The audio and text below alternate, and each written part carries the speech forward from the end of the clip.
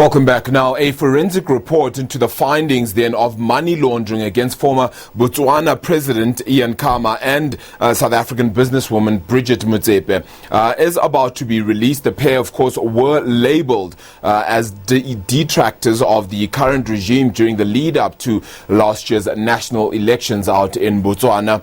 Khama and Motsepe were accused of financing political unrest as well as money laundering. The forensic report has been compiled by international law firm Omnia, which is owned by Cherie Blair. Let's cross live to that now for you. That President Khama, while still in office, and with the help of Botswana's former chief of intelligence, Mr. Isaac Kgosi, opened a series of bank accounts at the Bank of Botswana, the country's central bank, to funnel in excess of 10.1 billion US dollars, which amounts to 176 billion rands.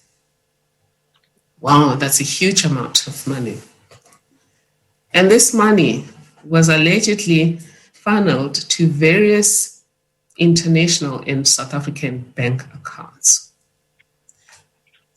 The affidavit alleged that Ambassador Motsepe was a co-signatory to a number of these accounts. The state's case against Ms. Motsepe implies that these funds were intended to be used to orchestrate political unrest in Botswana. And they were also meant to fund opposition groups against the current president of Botswana, President Bridgette Motsepe. You'll agree with me that these allegations are extremely serious, and they've had a profound impact on those involved. I've had an opportunity to review this report, which is aptly named Flies and Lies. It is comprehensive and conclusive in its findings, and I believe it does a remarkable job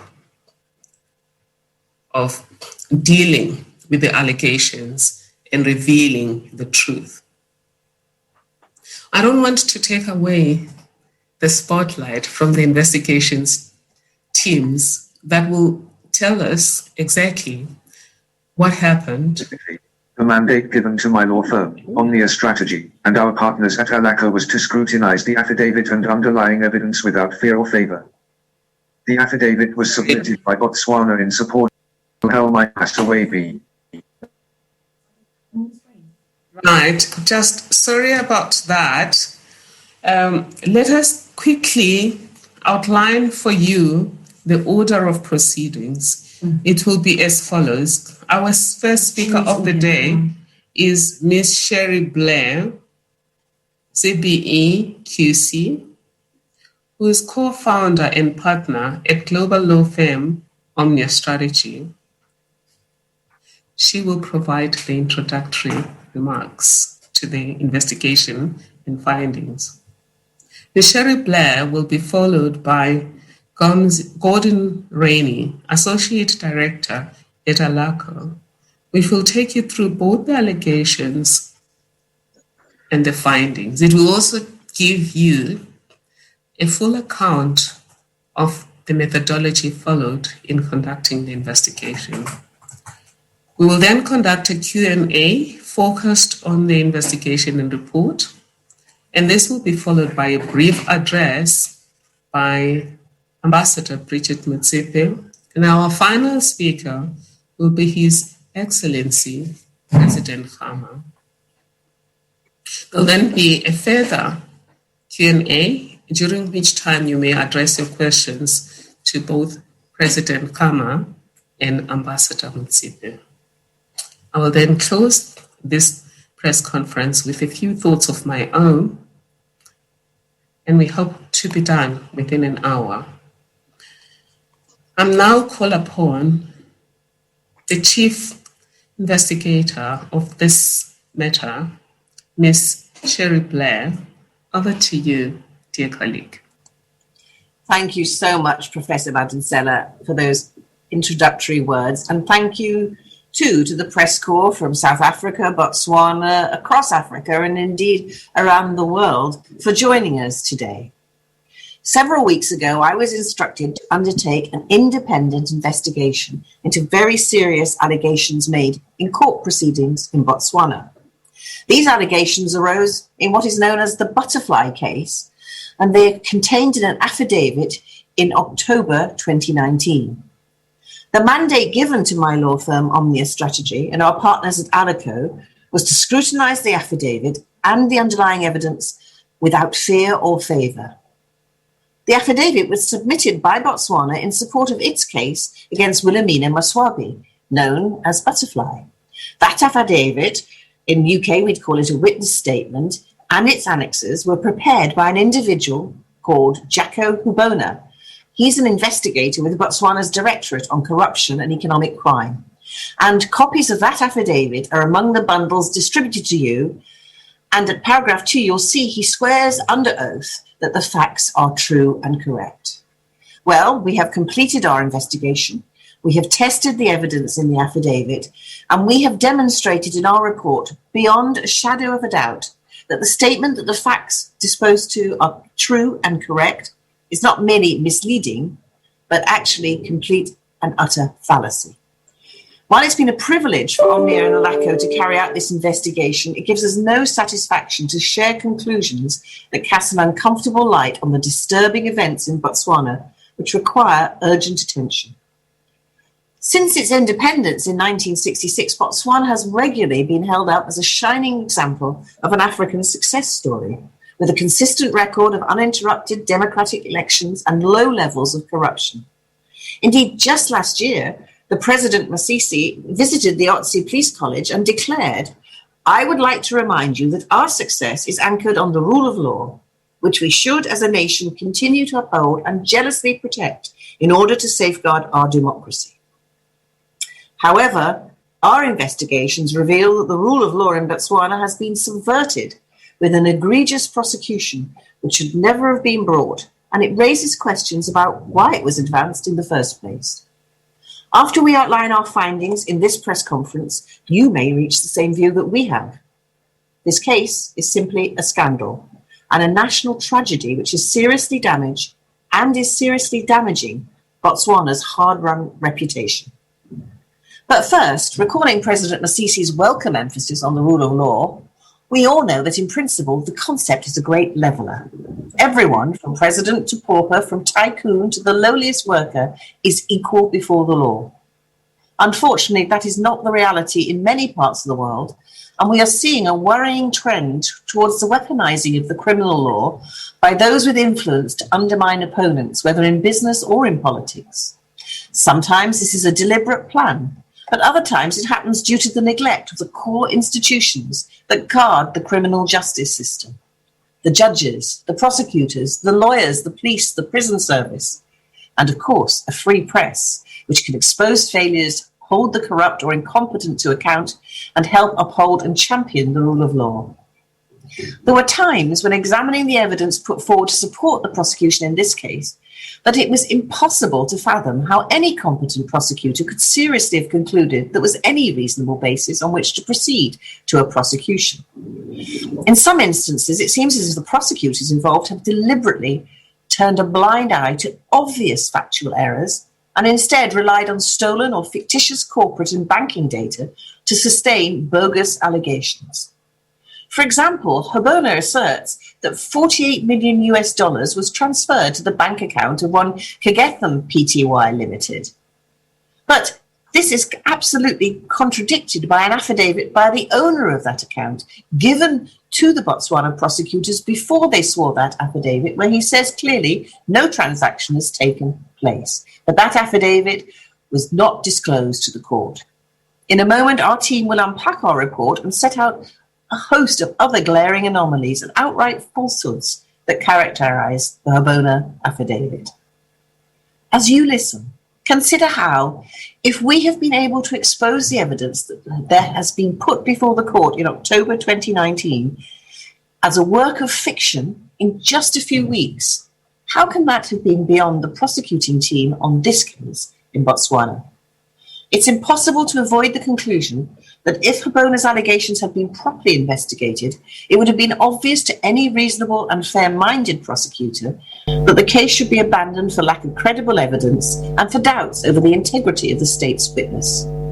Instead, the court in Botswana, the media and the public at large have been presented with an affidavit where fake news, spurious allegations, clumsily manufactured evidence and baseless accusations inform a preposterous conspiracy theory riddled with fantasies, inaccuracies and blatant falsehoods, with a fantastical script involving former presidents, spies and billions of pula, US dollars and rands.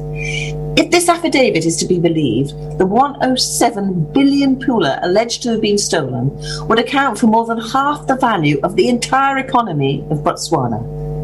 In my opinion, the case presented by the state in this affidavit exhibits a storyline more worthy of Austin Powers than James Bond. The matter would deserve little more than ridicule if only the state's case did not have such a devastating effect on the people targeted and caught up in this web of lies. Moreover, this affidavit and its contents represents an attack on the dignity of South Africa and tarnishes its financial and governmental institutions.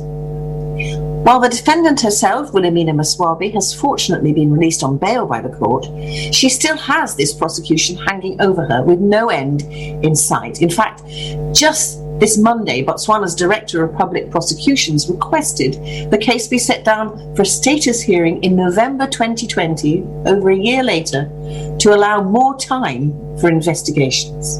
Our report should save the DPP some time. Returning to the impact of the state's case, besides the accused, others too have had their names besmirched by the baseless allegations made by the prosecution, including, of course, the former president of Botswana, Khama, Isaac Kuzozi, Botswana's former chief of intelligence, and Ambassador Bridgette Motsepe, who I'm sure is well known to many here in South Africa and around the world as a prominent African businesswoman and an ambassador of the Pan-African Parliament. And alongside these high-profile figures, you will read in our report of ordinary people caught up in this convoluted web of bogus charges. From a German vintage aviation enthusiast, Klaus Colling, to Rosa Peralta and Beatriz Cardozo from the US and Uruguay, two small businesswomen importing commodities into America from Latin America. In each case, the recklessness of these hollow allegations risks inevitable harm and unnecessary suffering. No more so than for President Khama. After a career of public service, first as a distinguished figure in the military, then as a politician leading his country, and now as a globally recognized conservationist, his legacy is impugned by the state's case without a shred of credible evidence. Ambassador Motsepe has not only had to face the disruption that these groundless charges filed by the Botswanan government has brought to her business activities, but she's also had to defend herself from shabby attacks to her reputation and integrity, published widely in Botswana, in South Africa and beyond. But it's not just individuals that have suffered. This case besmirches the reputation of the Reserve Bank of South Africa itself and 7 other blameless South African banks. The affidavit states that the Reserve Bank gave clearance for the stolen money to be deposited into a South African bank account. This exposes the Reserve Bank of South Africa and the banks to reputational risk and who knows what other damage. In addition, we've seen recent criticisms from the representatives of Botswana targeting South Africa's Department of Justice, its National Prosecuting Authority, and the Department of International Relations and Cooperation.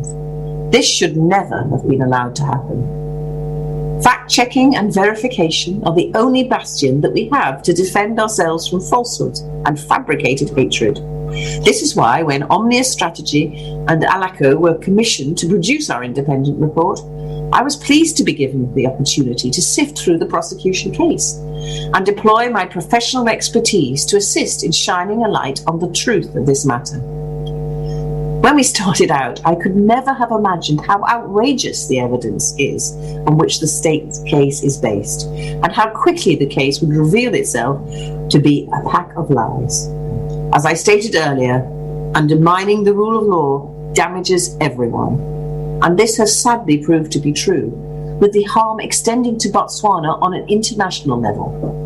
In May of this year, the EU amended its regulation on anti-money laundering and terrorist financing to include for the first time Botswana in the table of countries that it noted as being of high risk from these scourges because of their deficiencies. And for Botswana, the EU expressly identified 6 areas of concern, including, significantly, the insufficient capacity of the law enforcement agencies in relation to the investigations of terrorist financing. It may be that the failures in the butterfly case can be explained by a lack of capacity among Botswana's law enforcement agencies. Or it may be that more sinister forces are at work. These are questions beyond the scope of our report, but which I suggest warrant further attention. In any event, if the system in Botswana cannot or will not detect the obvious and striking errors in this case, what hope is there when an actual case of money laundering or terrorist financing confronts the state's prosecutors? I would like to make 2 points in conclusion. First, I hope that the categorical findings in our report put to bed once and for all the baseless allegations in the affidavit concerning President Khama and Ambassador Motsepe, so that they can move on with their lives and their reputations untouched. And I hope, too, that the besmirching of South Africa's reputation will stop. And secondly, I wish and hope that Botswana's prosecution authority will take advantage of the analysis in this report and swiftly move to drop this flawed prosecution. This is the only way that faith in the long-standing integrity of the rule of law in Botswana can be restored. Thank you for your time. I will now hand over to Gordon Rainey from Allegation, who will deliver a brief summary of the detail of the report. Thank you. Thank you, Cherie, and also Professor Motsepe for your remarks. It has been a true pleasure to work with both of you on this matter, alongside a host of other dedicated advisors at Allegation, Omnia Strategy, Weber Wenzel in South Africa, and many others besides, on this very pressing matter, one which I think has impacted not only the reputations of upstanding citizens, public servants, and a former head of state, but also that of Botswana itself and the rule of law. I think before turning to the results of our investigation, which I will walk through with you on a presentation format, I think members of the press and others present would benefit from a very brief description of myself and the firm that I represent. I began my career as an attorney in New York and then in London before entering the business intelligence sector over 10 years ago. As to the firm, Allegation was established in London in 2002 and is uniformly regarded as a market leader in the field of complex investigations and strategic intelligence. We are engaged in a wide variety of scenarios where the acquisition and analysis of information is required, and that is often in the context of ongoing or anticipated legal proceedings, as in this case. I think Professor Motsepe and Cherie have spoken very eloquently on the broader issues. My job and that of my colleagues at Allegation and Omnia has been to scrutinize the affidavit submitted by Jaco Hubana on behalf of the state of Botswana, and we have done so in a very independent and dispassionate manner, always with an eye for detail and for discrepancy. As I think you will see, there has been a great deal to discredit.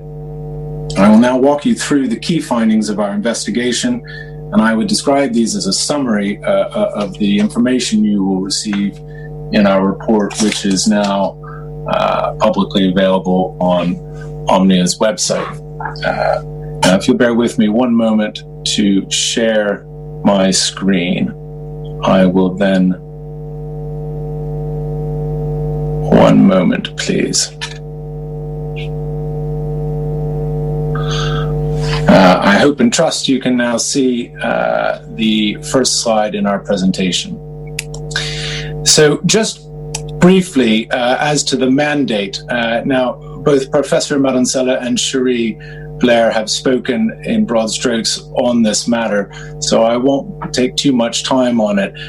Only to note that we were, as both have said, engaged to scrutinize this affidavit, and most specifically, we focused our attentions on a series of alleged fund flows originating in Botswana, circulating across various parts of the globe, and ultimately it is alleged coming down into South Africa and falling into a wide variety of bank accounts, many of which Ambassador Motsepe is said to be a signatory on. We will go through all of that in great detail in a moment, but I would just note, as evidenced by the number of you who have joined us today, and also the large amount of press this has garnered in the past 6 months, it has been the subject of very widespread publicity in both Botswana and South Africa, and in the broader region and internationally. And to state the obvious, both President Khama and Ambassador Motsepe have consistently maintained that these allegations are false with no evidential basis, and thus we were engaged to independently verify that position. As Professor Motsepe said at the front of this press conference, I want to take just a bit of time to explain to you what we did and how we did it. We are an investigations and intelligence firm. A very large part of our work typically involves, and certainly has in this case, a thorough review of all publicly available information. Now, in this case, and as you'll see in a moment, a wide variety of jurisdictions are involved and implicated in the Hubona affidavit. So as part of our work, we have undertaken thorough and detailed open source research, and by that I mean publicly available documentation such as corporate records, filings, litigation records, etc., across a wide variety of jurisdictions, and that includes South Africa, Hong Kong, Indonesia, Germany, the United Kingdom, and the United States, and others besides, I would add. Now, in addition to that desktop work, shall we say, we have contacted and engaged with a wide variety of companies, individuals, and banking institutions who are referenced in this affidavit. Now, in those discussions, we were regularly trying to understand whether these fund flows and the other allegations in the affidavit are supported by the facts. Now, just quickly, the key findings, and then I will turn to a review of the allegations and then addressing each one of them in turn. So it is our opinion that the affidavit, while itself is authentic, it was a legitimately submitted legal document in ongoing proceedings, a substantial amount of the content therein is a fabrication. Now, this runs the gamut from seemingly very minor errors and inconsistencies, such as typographical errors, to glaring inaccuracies and falsehoods. And for these reasons, we feel that the document overall lacks any credibility and offers no reliable evidence to support the allegations against President Khama, Ambassador Motsepe, and others who are implicated in this affidavit. Now, while this is beyond the scope of our instructions, one does wonder, having spent a number of weeks looking at this affidavit, it raises serious questions about what the motivations were behind the affidavit and its authors, be it exclusively Mr. Hubona or others working alongside him. But as I say, that is beyond the scope of our mandate and won't specifically be what I'm addressing now. So turning just quickly to the allegations themselves. In a general sense, the affidavit alleges that in 2008, while serving as head of state, President Khama arranged for the opening of 3 special unit accounts at the Bank of Botswana, which is that country's national reserve bank, after which large sums of cash flowed out of at least one of these accounts to a number of international financial institutions. We will go into more detail on that in a moment. As Professor Motsepe noted earlier, the alleged outflow overall was as much as 10.1 billion US dollars, which I believe is roughly 107 billion pula, which is a staggering amount considering what the estimated GDP of Botswana is. This 10.1 billion would amount to about 55% of that. So I'd encourage you to bear that in mind when assessing the credibility of this affidavit. And ultimately, as I noted, it's alleged that a significant amount of these funds flowed into a variety of South African and offshore bank accounts over which Ambassador Motsepe is said to be a signatory. As others have alluded to, whilst we are speculating to a degree, the state's argument appears to be that both President Khama and Ambassador Motsepe were intending to use these funds to orchestrate political unrest and fund opposition groups against President Motsepe in Botswana. So let's turn to the allegations specifically as they are lodged with respect to the fund flows in the affidavit. And I'm going to address each of them in turn. You all will have a copy of the affidavit, which is included as one of the first exhibits in our report, which is now publicly available on Omnia's and Allegations's website. And the allegations around the fund flows all sit within paragraph 19 of that affidavit, which is where we will focus our discussion now. Now, in paragraph 19.2, it is alleged that the money departed Botswana in 2009, initially to an account held in the name of Odyssey Energy LLC at HSBC in Hong Kong.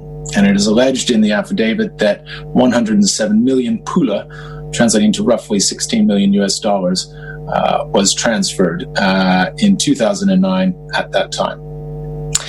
It then went on from HSBC in Hong Kong to a company called Flugwerk at an account in Deutsche Bank in Germany. Now, that alleged transfer was for an amount of 100 million.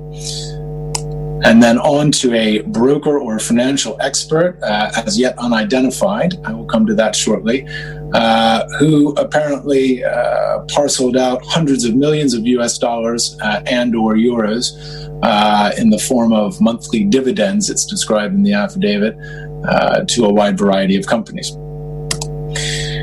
Carrying on in 19.2, this Mr. McGregor then apparently made these dividend payments, which I referred to a moment ago, to a wide variety of companies, it says in the affidavit, but the affidavit only lists two specifically.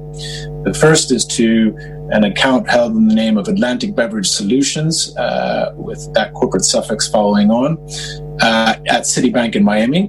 They were lucky to receive 100 million US dollars. And also to a bank in Jakarta called Makota Bank, also receiving $100 million. Makota Bank then supposedly sent a large amount of funds to Standard Bank in South Africa, and Cherie Blair mentioned this in her remarks, the USD $48 million into the account of Kagetham Pty Limited at Standard Bank in Alberton. Now, in paragraph 19.3, it is alleged that once these funds arrived in South Africa in the Kagetham account, large amounts were then passed down into accounts held in the names of three companies: Blue Flies, Fireflies, and Lazarus Motor Company.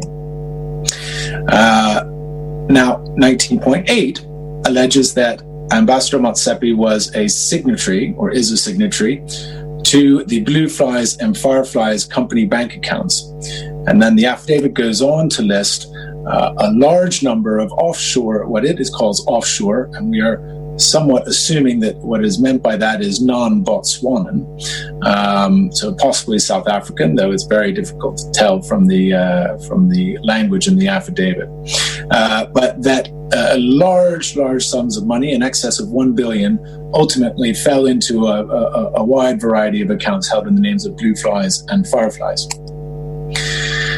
Now that, I would encourage you, obviously, after this press conference to read the affidavit in close detail to get the full recitation of the allegations, but those are the key allegations with respect to the fund flows. So now I want to sort of reverse and go back through each of those again and focus on the facts as we have uncovered in the course of our research. Now, first of all, as I said, it was alleged that funds were initially transferred out of the Bank of Botswana in 2009 to Odyssey Energy at HSBC in Hong Kong. This is completely impossible. Odyssey Energy as a corporate entity did not exist until 2013. That is 4 years after the alleged transfer. We have had conversations with Mr. Brian Pallone, who is the owner of that company and is named in the Hubona affidavit as the account signatory. He has formally denied in a written statement that this transfer ever happened.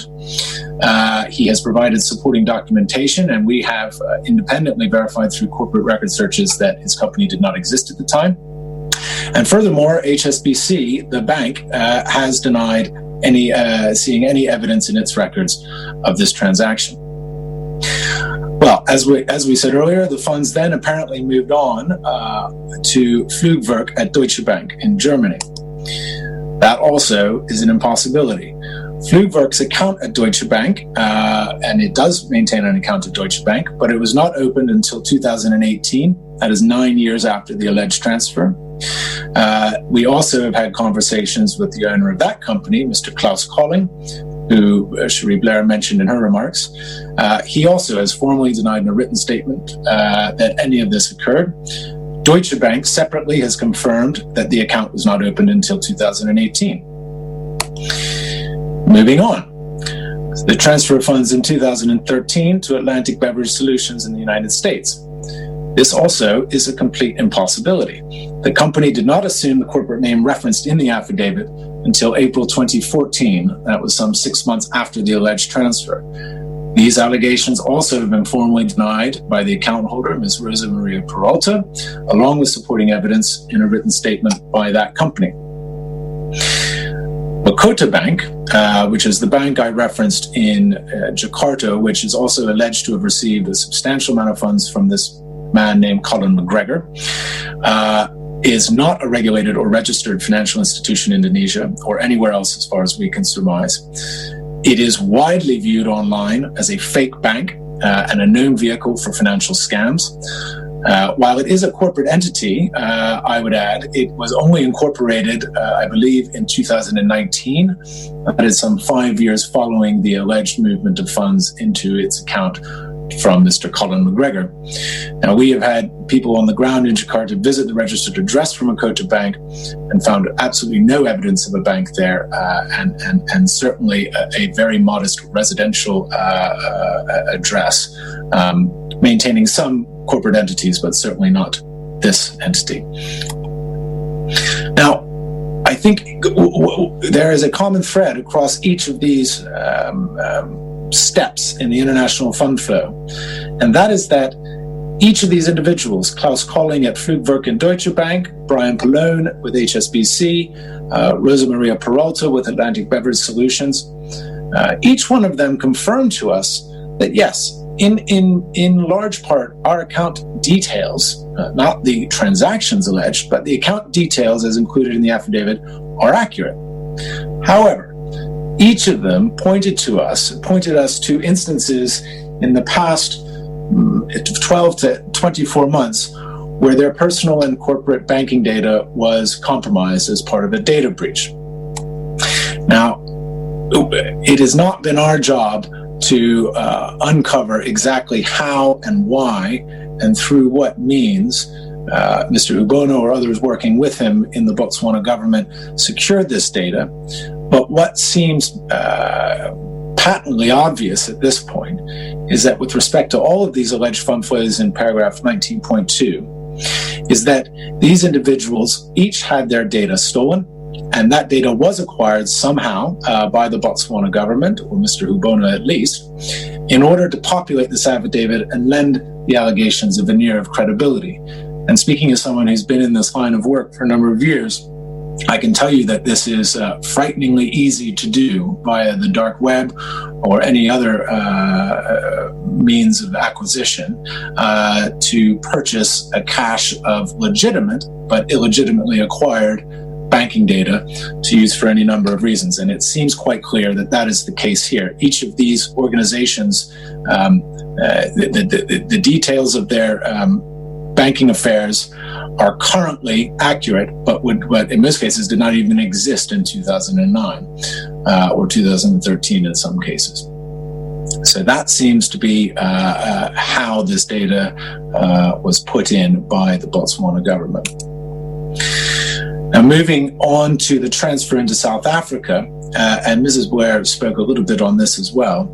An affidavit was already submitted in the butterfly case in Gaborone by the sole director and shareholder of Kagetham, Prince Kamagotso Mogotala, in which he confirmed that their account did not receive a transfer of 48 million from Makota Bank, I would add, which we've demonstrated is not a legitimate banking institution.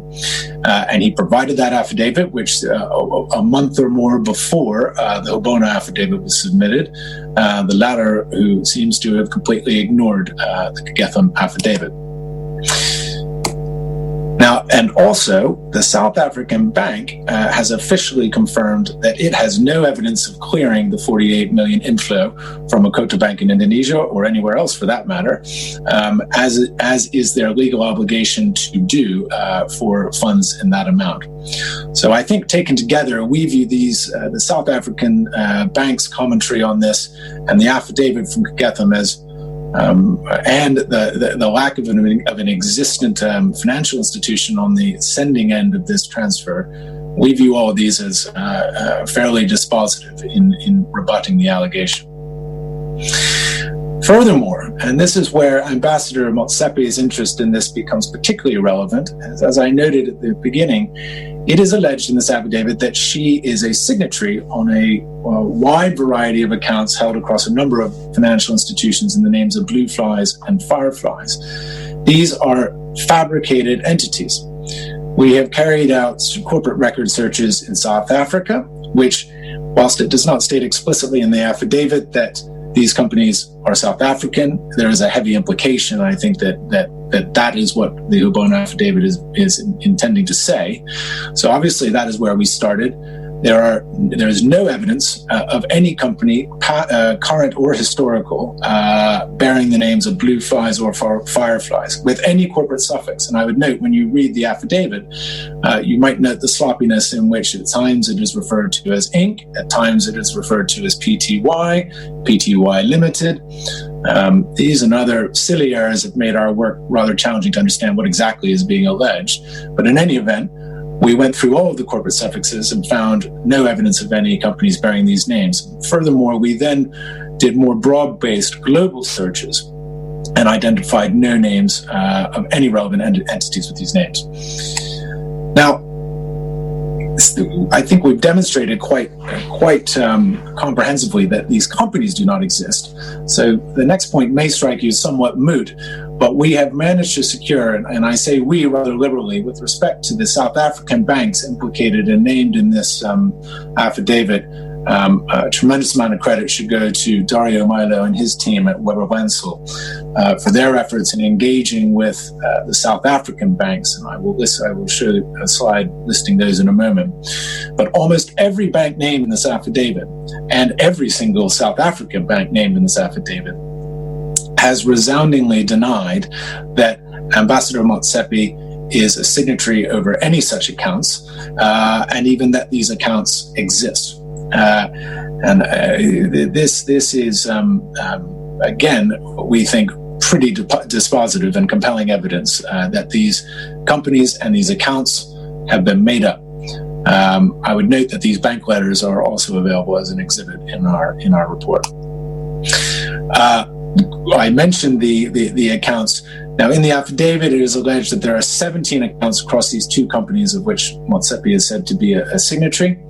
Of those, 14 are held across a number of South African banks, and you see them listed here with the number of accounts at each.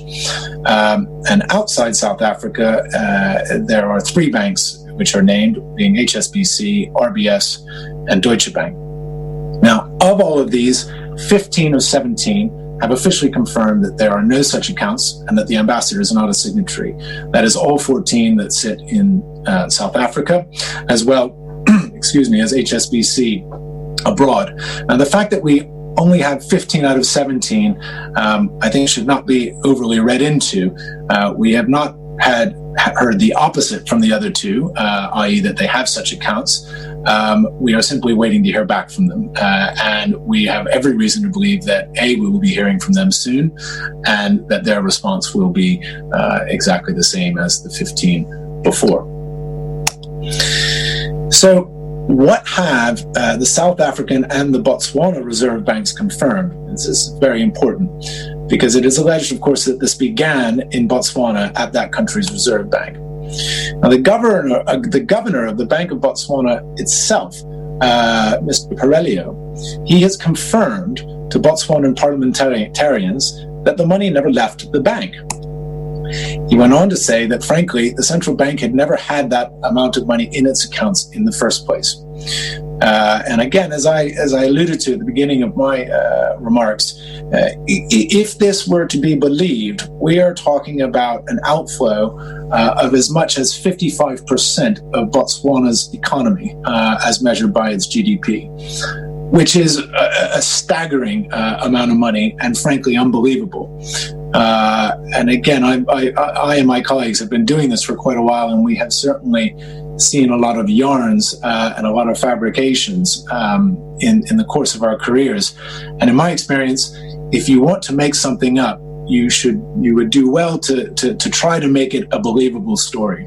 And this is just not believable on a number of fronts, not the least of which is the numbers involved.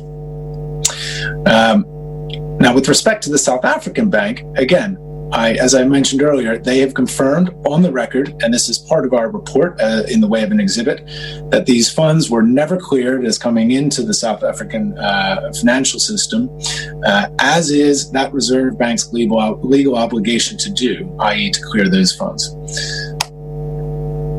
So, in conclusion, and again, I would just stress, this has been a summary. I would really encourage you to read first the affidavit in its entirety, and then our report and its exhibits in their entirety. But to conclude this summary, we do believe that these allegations are all completely fabricated. It's characterized by inconsistencies, errors, and falsehoods. I have not touched upon those very much in my remarks today. It would frankly take far too long, but I think you will agree when you read it, it is a shockingly sloppy and unprofessional document. Now, all of the critical individuals and entities implicated in the international aspects of these fund flows have each officially confirmed to us in written statements and signed statements that they never received or sent funds as alleged in the affidavit. The banks named as holding accounts implicated in these funds have refuted the allegations. The reserve banks in Botswana and South Africa have confirmed that the funds never left Botswana or entered South Africa, as alleged in the affidavit. And perhaps most critically, the entities that underpin the state's case against Ambassador Motsepe, President Ian Khama, and others, blue flies and fireflies, they simply do not exist. And as such, Ambassador Motsepe herself could not be a signatory to non-existent bank accounts. That is a brief overview of the work we have done. I'm going to unshare my screen now, if I may. Please bear with me one moment. And I am very happy to field any relevant questions as part of the Q&A session, but I believe now, Professor Madonsela, I will hand.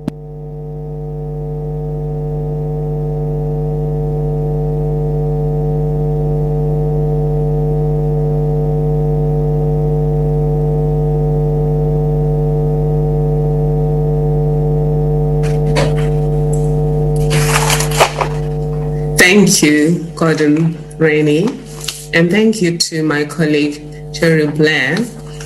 We've heard that blue flies don't exist. Blue flies and fireflies don't exist. And according to the report, it's all lies. We've been told that, or the report confirms that the allegations are baseless. The investigation or the prosecution should never have happened.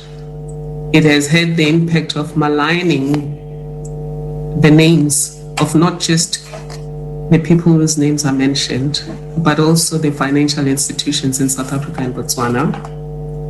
That this undermines the rule of law. We've heard how the investigation was conducted, and also that the Botswana law enforcement agencies could have done the same thing. Let us hear from you, ladies and gentlemen, on your questions and comments to our panelists. Our panelists are going to be Mrs. Cherie Blair, Gordon Rainey, and their teams should they want somebody else to participate. All right, let's see.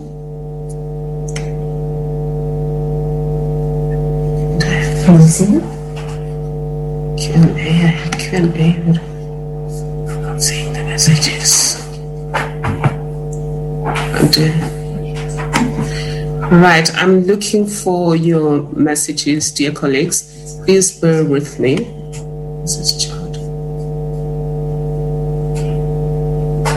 Oh, yes.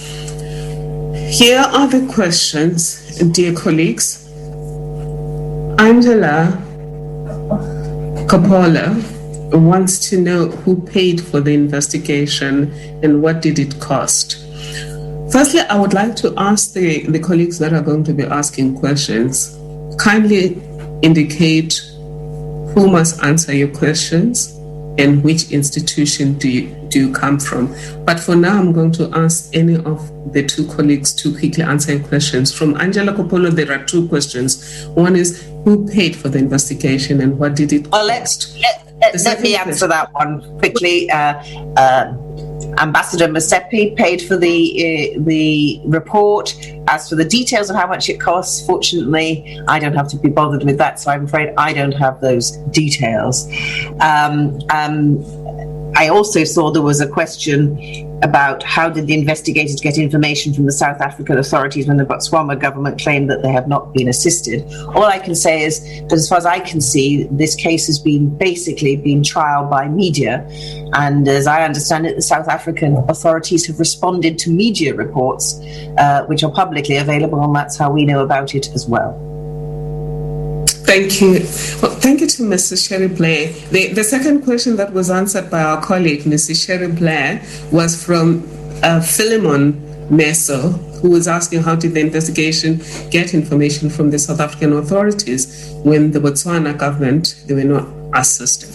The second question from Angela Coppola is, please confirm whether this report will be shared with the Botswana judicial officials investigating the allegations. Again, any of the two colleagues may answer the question. This is Gordon. I will. Yes, please, sir. I will address this. The report is currently shared with anyone on planet Earth who wishes to read it. It is available on both ALECO and Omnia's website. So the Botswanan authorities are very welcome to access it there alongside anyone else. Right, and then there's a question from Karim Duplessis. If your funds were paid by Ambassador Bridgette Motsepe and former President Ian Khama, what are the chances that you'll mention any adverse or damaging information that you might have found against them? What would you say to those who question your objectivity? Certainly, I'm happy to answer that. First of all, President Khama did not pay for the report. It was Ambassador Motsepe. Secondly, I would say that we were expressly instructed by her to do this report without fear or favor. And if we had found anything, I can assure you that it, as my 45 years as a lawyer's reputation is at stake, we would have revealed what we had seen, because that was our express instructions from our clients and our obligation if we're going to make a proper research into that. But the reality is, as those of you who will look at this report will see, if you just read the affidavit, it doesn't read very convincingly. And as soon as you investigate, when we started this, of course, I thought there might be things we would find. But the reality is, all we have found, as we said before, are lies and fabrication and non-existent accounts and non-existent transfers and an unbelievable amount of money. Those facts, I think, speak for themselves. There is nothing for the President or the Ambassador to answer, because there is no proof that any of these transactions took place. Thank you, Mrs. Cherie Blair. Dear colleagues, please continue to post your questions. The next question to any of our panelists is again from Corinne Duplessis. How will you be making these reports available to the prosecution's authority in Botswana upon request, formally, or in what capacity? Can I ask you, Gordon, to answer that question, please? Certainly, Professor. As I said earlier, they are publicly available on both of our websites. That being said, we're perfectly happy to provide a report from if anyone contacts us directly, or for that matter, the legal counsel for President Ian Khama, or the legal counsel for Ambassador Motsepe at Weber Wenzel. We are very happy to provide them with a full copy of the report. I would also note, just to add to my answer earlier on the same matter, that a link to this report is also included in the press release, which was made live concurrently with the commencement of this press conference. Thank you. Some colleagues have said that they do have questions. We can only receive your questions if they are submitted in writing. The next question is from Franny Rapkin from the Sunday Times. Did the investigation attempt to interview Mr. Hubona or anyone from the Botswana prosecuting authority? And if so, what was the outcome? You must remember, dear colleagues, that Mr. Hubona is the person who penned this affidavit, and he's an investigator in Botswana's commercial investigation agency. Right. Any of the two colleagues, will you please answer Franny Rapkin's question? Gordon, maybe you could answer that? Sure, Cherie. I think, our view on that was we and Omnia were mandated to analyze the four corners of this affidavit and everything within it. So I think it could best be described as doing our initial diligence on the affidavit that was submitted on behalf of the state of Botswana. We did not see the necessity at this point to request or hold an interview with Jaco Hubona or anyone else.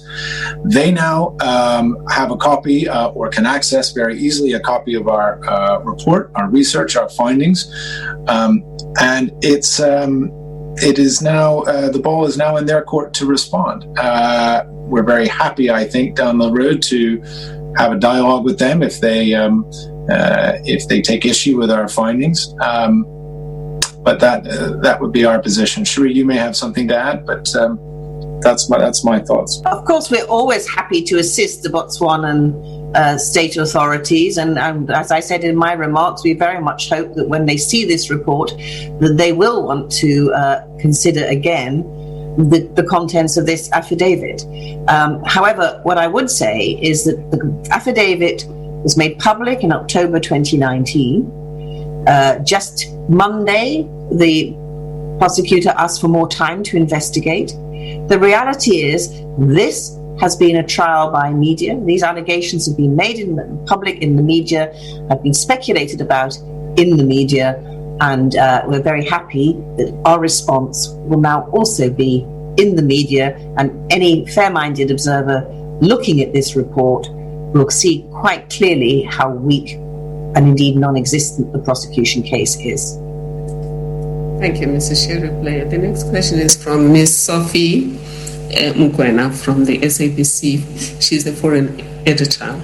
She is asking, have the two clients given any indication on what action they will be taking on this matter going forward? I think the answer to that really is I know that both the ambassador and the president will be making some remarks after we've taken our question and answer, and possibly that will be the time for that question to be dealt with. Thank you, ma'am. To me, somebody is asking, do you think this case is jeopardizing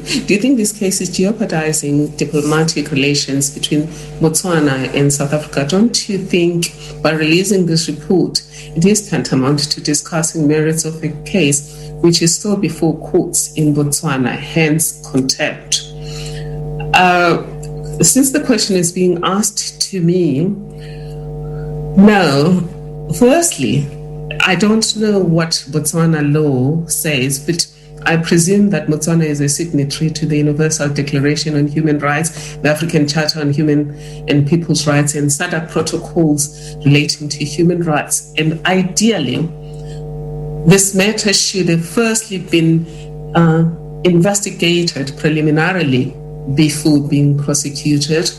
And the people who are accused or besmirched from this report should have been dealt with properly through a preliminary investigation before they were prosecuted. So I don't think by the parties concerned releasing a report that points to the fact that something was fabricated against them, they are poisoning relations between South Africa and Botswana. If there's anything that has poisoned relations between Botswana and South Africa, it's these allegations, because you're alleging that the Reserve Bank of South Africa was a party to illicit financial flows. Then we have Mr. Simnikiwe Hla.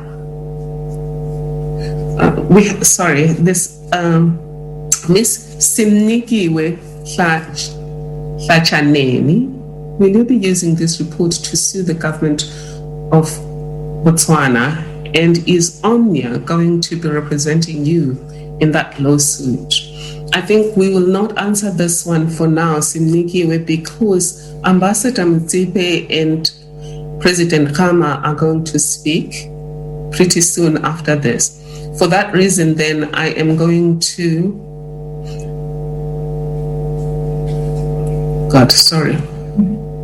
I seem to be jumping. McDonald, Africa Report, there's no question next to your name. We have another question from Philemon Meso. What do they hope to achieve with these self-investigations? Okay, that will go to the two accused persons. And then to Ms. Cherie Blair, Andrew MacDonald wants to know, what should South African institutions learn from this? And does this herald a new precedence in fake news, in the weaponizing of criminal law in the region? Over to you, Ms. Cherie Blair. Yes, well, I'm afraid that there has been a worrying tendency of weaponizing criminal law across the world. And making allegations, unfounded allegations, and using the criminal law processes for political purposes. I think of a case that I'm involved in that's been in the news a lot in relation to Marsha Lavareza, who is in Kuwait at the moment, that has been taken to the UN bodies. And I'm also thinking of Joyce Banda at one time. Now, of course, there's a new president in Malawi, but she has also herself suffered these matters being used against her by her successor. So I'm afraid it does happen. I'm glad to say, in relation to the fake news, that South Africa has responded to the fake news by making these declarations that the Reserve Bank has made quite publicly that these funds did not come through South Africa, and responded therefore to publicly made allegations in the press, through the press, which I think hopefully will put this matter to rest. Thank you, Mrs. Blair. Andrew Wer is asking,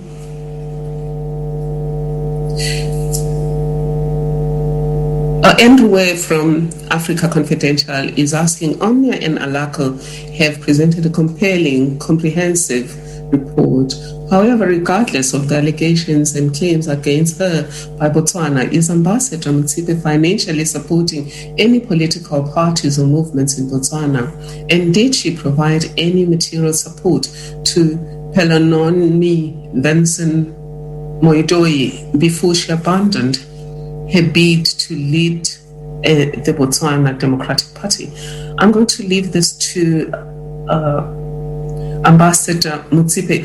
I do think, though, that we've called this press briefing, which is supposed to only take 2 hours, to just focus on the Huboni allegations, and perhaps some of these things can be dealt with Ambassador Motsepe and others directly in a different platform, simply because we are running out of time, dear colleagues. I apologize for that. Okay. I seem to be unable to go down to after Karen Duplessis said thank you. Stephen Modise hasn't indicated where he is from. Professor Madonsela, is it not rather unusual for accused persons to investigate themselves and then publish findings in favor of themselves? Legally, how credible are such findings? I would say yes, it's unusual. In fact, when I was brought into the process, I thought it was unfair that they had to investigate themselves. I thought the journalists that looked at the affidavit should never have published the story, because similar allegations were made against me with similar fabricated reports with no bank statements. I was supposed to be in company with Mrs. Phumzile Mlambonguga. I was supposed to be a spy having accounts all over the world. But just sitting down with the journalists, showing how ridiculous was the information put together, enabled them to deal with it properly. So I was surprised that an affidavit that is just clearly defective just from a first reading of it would lead to a prosecution and also lead to big media stories. So I do agree with you that it shouldn't have been them doing this. It should have been, firstly, Mr. Huboni, who's an investigator and therefore has a duty to scrutinize whatever allegations are given to him before he goes forward with them. And certainly the prosecution in Botswana should have done that. And because these allegations are not just against these 2 people or 3, they're also against the financial institutions in 2 countries. Karen Moon is asking, these allegations are being made under oath by Botswana prosecuting authorities. Do you have any sense of why they would make false allegations under oath? Just to correct there, that the allegations are not made by the prosecution, they're made by an investigator with the Commercial Investigation Agency in Botswana. But Mrs. Cherie Blair and Mr. Gordon Rainey, which one of you is going to answer our reporter? Obviously, Karen Moore. I'll answer. Obviously, we can't know what was going on in Mr. Habona's mind. He's made an affidavit under oath. There are 2 possibilities. He genuinely believes these to be true, in which case I'm afraid his competence as an investigator has to be called into account, or he doesn't believe that they are true but is making them anyway. I have no idea, and it's for others to judge. Thank you, ma'am. Gordon, do you want to say anything? I can do no better than Cherie's words. She's hit the nail on the head. Thank you. Thank you, sir. We're now going to move to Mrs. Ambassador Bridgette Motsepe and President Ian Khama. The last question was going to be from Khatwana Ngatane, and it is to President Khama anyway. And President, if you give us your statement, bear in mind that Ntakwana Ngatane is asking, President Khama, will you be taking legal action against the government of Botswana for reputational damage? Thank you, sir. I'm going to ask now to move over to asking, firstly, Ambassador Bridgette Motsepe to make her statement. Then we're going to move to President Ian Khama. Thank you. Over to you, ma'am. Thank you, Advocate Tuli Madonsela. I'm sitting here very alarmed and quite in shock because I grew up in Botswana, partly because my university degree I got there. And I'm a product of a great country that has contributed towards assisting with this university degree. Now, I also grew up in a country where we have been subjected as South Africans to severe character assassination, black propaganda, and severe abuse by the agents of the previous racist regimes that did not want black or white South Africa, that were resisting with the human rights. And I find that in 2020, when I thought I'd never go through this, that I had to live whatever I went through in this country prior to 1994, when President Nelson Mandela stood with dignity and great respect to take his oath as the first black president of a country that has been more than 300 years subjected to severe racism.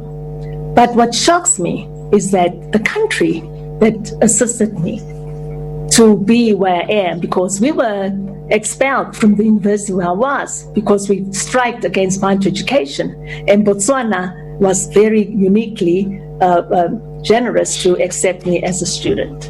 And then I studied, and I find that the government agents, because if you look at clause 4 of the affidavit, it says very clearly, Habona says under oath to a court case, very clearly, that supporting the affidavit, and he says it under oath, is the state security, national intelligence, and police. But what shocks me is that it doesn't just stop there, where they are now, terrorizing all those that have been wrongly accused in the affidavit. But they also include the governor, our Reserve Bank of South Africa, in clause 19.7 of the affidavit. But it goes beyond that. If you look at the whole clause 19 to clause 20, 7 bank accounts in South Africa that are very dignified banks are also falsely accused of having accepted the stolen money. Now, I just want to say, we never, and I personally do not want the strained relationships between two countries to prevail. Botswana is a unique country. I've got a lot of respect for these people, and I've got a respect for what it stood for. Now, what I'm saying is that what is going to happen to the report that I paid for? This report, as you know, I'm also an ambassador of the Pan-African Parliament for Economic Development and Entrepreneurship for Women. This report we are going then to submit to the Commission of the African Union. That commission is chaired by President Thabo Mbeki and the former African Development Bank President Kabaruki. He's also sitting in that commission. But also, what I liked about the commission, the founder of the Global Financial Integrity organization that does a lot of these investigations, request that they do peer review on this report to double check the merits and whether it's authentic. But not just that, to go beyond that in terms of guiding countries not to do that to former heads of states. President Khama's father, he was the first black president in British Botswana land that is now Botswana. And I'm appealing to the people of Botswana, please let us not let the legacy of such great, unique leaders of ours be destroyed. I am also a product, and I'm also a protege of great man, my father, but also the man whose picture you see behind me, our father of the nation, Nelson Mandela. We will not steal any money from anybody. My family also, we are also contributing as part of the Bill Gates Giving Pledge. It went through the Motsepe Foundation. We are not thieves, because this has affected the whole family's legacy and the legacy of all those Black people in Africa, especially the women in Africa. The legacy that they are now thieves, because if you're going to say Bridgette Motsepe and you look in my Google, you see I've been also very highly applauded by the Fortune Global 200 women, 10 of the women in Africa by Forbes. And you know, our people are not going to say African women are now thieves, and former heads of states that come from politically connected family are also thieves. Now, what I want to say is that I beg South Africa and Botswana to try and get closure to this matter.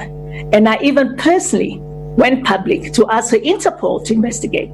This has been a very difficult investigation for me, because the chairperson of the African Union and the president of the country, as you all know, and it came over and over again, is my brother-in-law. So I couldn't even go to any of the South African organizations to assist me. I decided to go offshore so that no one should say we did this because we are politically connected and we are now helped. And that is why I actually said, please, Interpol, can you investigate? I don't even mind the FBI and to investigate, because dollars were stolen. But now, as in closure, of course, it's clear. Alaco managed to get all the banks' responses. The banks are saying very clearly in the letters that they've written, there's no money ever that they received, and I can never be a co-signatory of non-existent accounts. The Reserve Bank of South Africa also wrote a letter to the effect that there's no money that they ever cleared, as per clause 19.7 in the affidavit that claims the Reserve Bank cleared 48 million, which is nearly 700 million rands, $48 million US. And furthermore, we need closure, because it's not right. That is what is happening. I don't know, do you want me to answer the questions that were posed to me in terms of... Just a moment first, ma'am. I would like President Khama to speak, and then the two of you will have the final say to questions. Is that okay, ma'am? Yeah, thank you. Thank you. That was Ambassador Motsepe, and you're going to have an opportunity to ask them questions right now. The next speaker also needs no introduction. That is President Khama, who is the predecessor to the current president of Botswana. Over to you, sir. Thank you very much, Professor Madonsela. For me, today marks the beginning of justice for innocent citizens of our country here in Botswana, in South Africa, and others mentioned elsewhere, and also for various financial institutions, against whom false accusations of money laundering have been leveled against us by the regime here in Botswana. It is unfortunately a day of shame and a very sad day for our country, as irreparable damage has been inflicted on our long-standing reputation as a stable and a clean democracy, both here at home and internationally. As you have all just heard, the regime here has engaged in perjury by fabricating a false scenario of money laundering into offshore accounts by named individuals and institutions. Their clear criminal intent has now been exposed. Our hard-earned reputation of good governance and respect for the rule of law has now been ruined as a result of a very clumsy and irresponsible conduct and actions of a regime desperate to try and legitimize itself, tarnish the reputation of those targeted, and settle petty political scores. Such conduct and actions have included insinuations in the past of attempted assassinations, of coups, of poaching, and now this, all driven by self-interest and envy of legacies and livelihood initiatives that they could not match, and a false claim of being undermined or somehow destabilized by those they accuse in this instance. Hence, the threat to fix those that they targeted. It is the height, if I may say so, of stupidity and irresponsibility to throw away our long-standing reputation and our pride as a nation for good governance and human rights by falsely accusing a prominent South African citizen, a young Botswana public officer, a founding head of this country's intelligence service, a former head of state, and our central bank and national icon, the Bank of Botswana, and how it affects the financial services sector. Given this very regrettable turn of events, this is what us, the falsely accused, and I have agreed to do. First of all, we have decided that the report just released, which includes the fabricated affidavit, should be made available to the public and key stakeholders and interested parties, including all local and international media, civil society, international organizations, human rights organizations, and financial institutions, given that our central bank has also been dragged in through the mud, and also to all diplomatic missions. Personally, I and the other victims of this farce will be instituting the necessary legal action against this regime and elements within it as may be appropriate based on defamation and perjury. Furthermore, it is a clear imperative that we investigate the political motivation of the affidavit. The conduct of state actors in this matter is a clear demonstration of the violation of our laws and of our constitution, exacerbated by reckless and wasteful use of public funds with impunity in pursuit of a political agenda. I can only hope that our peace-loving nation will not allow its conscience to be taken for granted so blatantly. Besides recent allegations of election rigging during our 2019 elections,